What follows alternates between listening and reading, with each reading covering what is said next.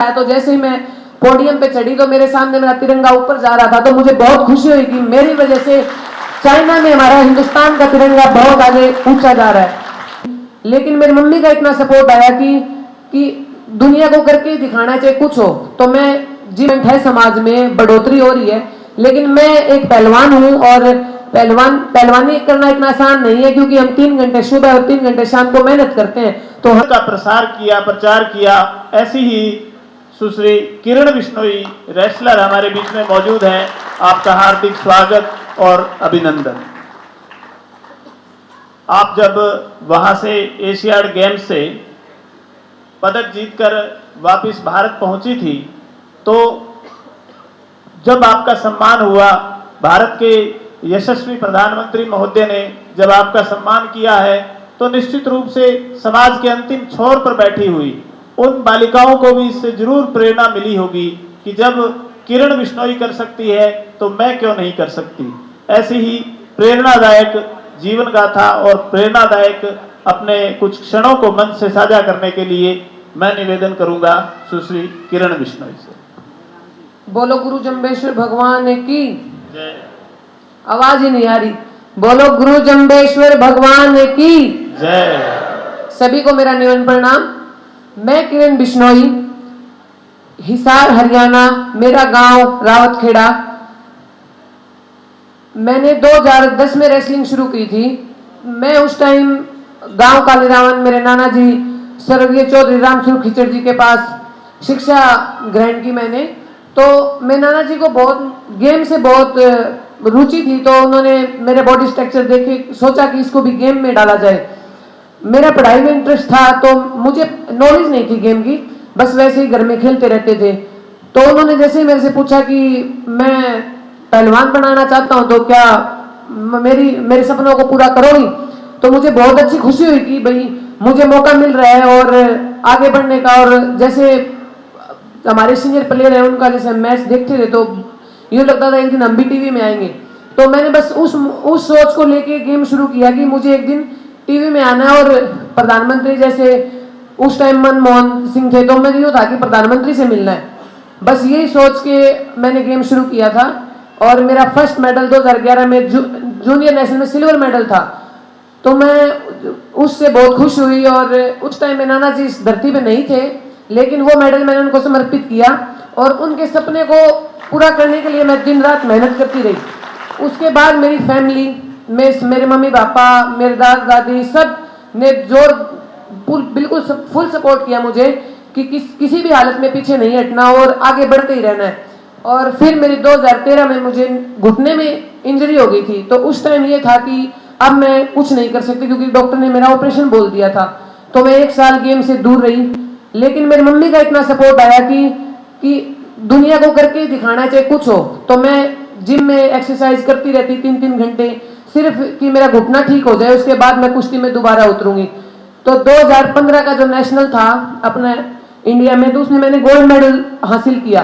तो उससे आज तक लगातार 2022 तक मैं नेशनल चैंपियन, 2 बार भारत केसरी, 2018 में कॉमनवेल्थ गेम्स की मेडलिस्ट और 2017 की कॉमनवेल्थ चैंपियनशिप की गोल्ड मेडलिस्ट। और अभी करंट में मेरा एशियन गेम्स में ब्रॉन्ज मेडल है। बहुत खूब किरण बिश्नोई जी, आप केवल प्रधानमंत्री जी से नहीं मिली, बल्कि उनसे मिली जिनसे मिलने के लिए अमेरिका की संसद में भी लोग कतारें लगाए रखते हैं। ऐसे यशस्वी प्रधानमंत्री जी से आप मिली है। आपका हार्दिक स्वागत, अभिनंदन। ये एक ऐसा क्षेत्र है, जिस क्षेत्र से आप आती हैं, ये एक ऐसा क्षेत्र है जिस क्षेत्र के अंदर अभी हमारे समाज की बहुत कम प्रतिभाएं हैं। और कहीं ना कहीं समाज अभी भी उन क्षेत्रों को ज़्यादा व्यापक दृष्टि से देखता है जहां पर आरामदायक कोई नौकरी हो, या जैसे बैंकिंग है, टीचिंग है। लेकिन जो गेम्स है, और गेम्स में भी खास तौर पर ऐसे हार्डकोर गेम्स जिसको बोल सकते हैं, उनमें आप बिश्नोई समाज के परिप्रेक्ष्य में, बिश्नोई समाज की जो लड़कियां हैं, उनके लिए आप कितनी संभावनाएं देखती हैं?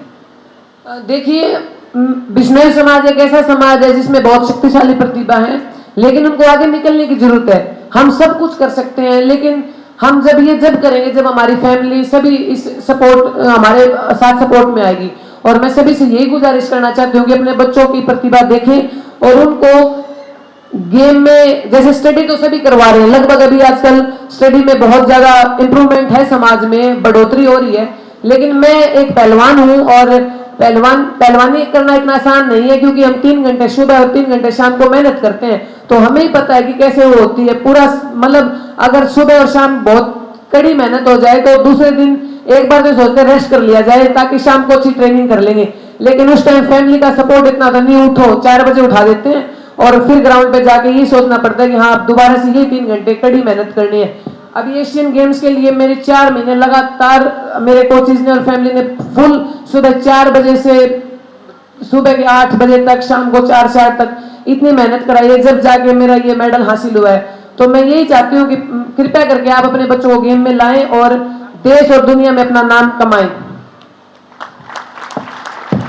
किरण जी, समाज अक्सर खेलों को केवल खेल के नजरिए से ही देखता है, लेकिन खेलों से आगे भी बढ़कर एक दुनिया है जहां पर एक बहुत अच्छी सामाजिक सुरक्षा भी है, एक बहुत आर्थिक रूप से भी मजबूती है।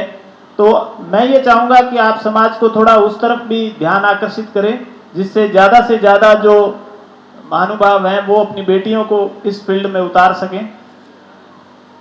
आर्थिक, जैसे सर बोल रहे हैं तो उस हिसाब से आर्थिक, जैसे मेडल आता है तो अवार्ड बहुत है, जैसे हमारे हरियाणा में तो बहुत ही ज्यादा अवार्ड है। अब जैसे एशियन गेम्स में सभी को मेडल आ रहा है तो यूं सोच लीजिए कि एक बार के लिए बहुत ज्यादा ही आर्थिक सहायता भी बहुत बड़ा एक अवार्ड है, जिससे हम अपनी लाइफ को बिल्कुल आगे के लिए सेव कर सकते हैं और अच्छी जॉब भी मिलेगी मेडल के आधार पर। तो इसलिए गेम बहुत जरूरी है, क्योंकि अब हम एक फिजिकल फिटनेस पे भी ध्यान दे सकते हैं और हमारा गेम अच्छा हो रहा है तो हम आगे अपना दुनिया में अपना नाम कमा सकते हैं और अपना तिरंगा ऊपर कर सकते हैं। अभी मेरा मेडल आया तो जैसे ही मैं पोडियम पे चढ़ी तो मेरे सामने मेरा तिरंगा ऊपर जा रहा था, तो मुझे बहुत खुशी हुई कि मेरी वजह से चाइना में हमारा हिंदुस्तान का तिरंगा बहुत आगे ऊंचा जा रहा है। बहुत बहुत धन्यवाद किरण जी। अंत में यदि कुछ ऐसा जो मेरे पूछने से रह गया हो लेकिन आप घर से सोच कर आई हैं, कुछ ऐसा आप समाज को बताना चाहें तो? बस लास्ट में यही बोलना चाहती हूँ कि जैसे युवाओं में आजकल हमारे नशे की ज्यादा लत लगी हुई है, तो मैं हाथ जोड़ के गुजारिश करूंगी कि नशे से दूर रहे और अपने दिमाग को और अपने हर एक काम को अपने परिवार की तरफ सोचते हुए आगे बढ़े और अपना अच्छे तरीके से अपनी लाइफ जिए और कामयाब हो और नशे से दूर अपने नशे को त्याग दें। धन्यवाद।